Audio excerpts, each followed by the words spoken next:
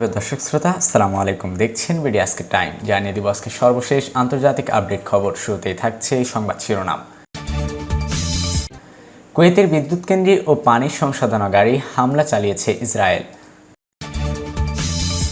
জ্বালানি সংকট, পাকিস্তানের রাজনীতিতে সব গণপরিবহনের ভাড়া ফ্রি ঘোষণা।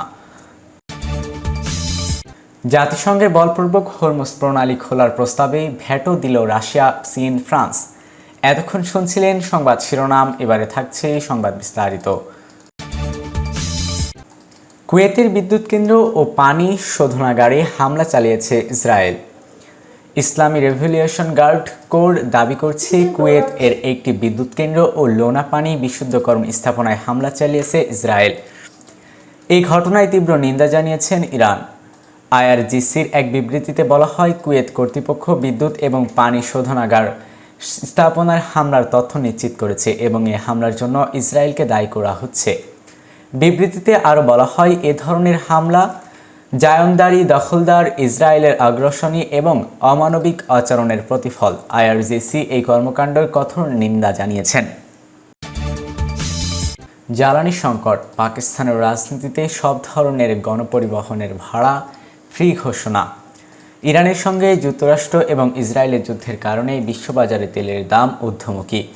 এমতো অবস্থায় পেট্রোল এবং হাইব্রিড ডিজেলের এইচএসডি দাম যথাক্রমে 43% এবং 50% বাড়ানো হয়েছে। পাকিস্তানে যার ব্যাপক প্রভাব সাধারণ মানুষের ওপর পড়ার সংখ্যা দেখা দিয়েছে। এমন পরিস্থিতিতে শুক্রবার 3 এপ্রিল দেশটির রাজধানী ইসলামাবাদে আগামী 30 দিনের জন্য সব গণপরিবহনের ভাড়া ফ্রি করে দিয়েছে পাকিস্তান সরকার।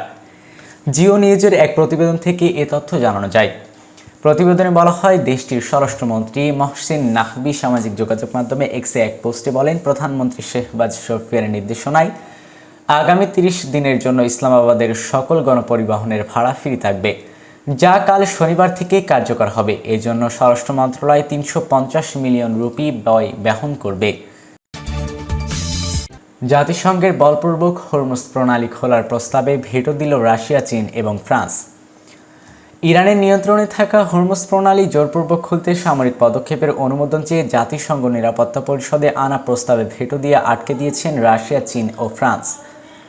জ্বালানি পরিবহনের অন্যতম গুরুত্বপূর্ণ নৌপথ হরমুজ প্রণালী দিয়ে বিশ্বের প্রায় 20% তেল এবং গ্যাস পরিবহন হয়। গত 28 ফেব্রুয়ারি যুক্তরাষ্ট্র এবং ইসরায়েলের হামলার পর ওই প্রাণীর নিয়ন্ত্রণ নেয় ইরান। ইরানের সামরিক বাহিনী জানিয়েছেন, প্রণালীটি এখন তাদের নৌবাহিনী দৃঢ় নিয়ন্ত্রণে রয়েছে এবং শত্রুদের জন্য এটি বন্ধই থাকবে।